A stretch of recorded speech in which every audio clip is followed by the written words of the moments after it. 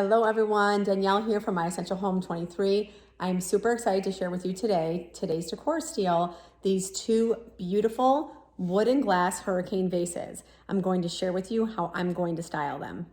If you're anything like me, when you see them, you're going to absolutely love the quality of them. They're absolutely beautiful, very high-end looking, and I love the fact that they're not only a decorative piece that you can use in your home, but you can also use them in many different ways. I was thinking, wow, now I have an extra tiered tray that I could use, or I could also use this as a candy dish when I'm having a birthday party or hosting a party and use them on a display table. But today I'm going to show you how I'm going to choose to use them, which is going to be just with a candle.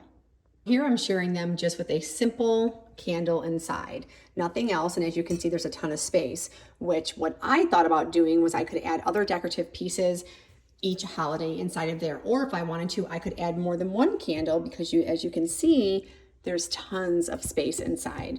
Lots of options with these two beautiful pieces.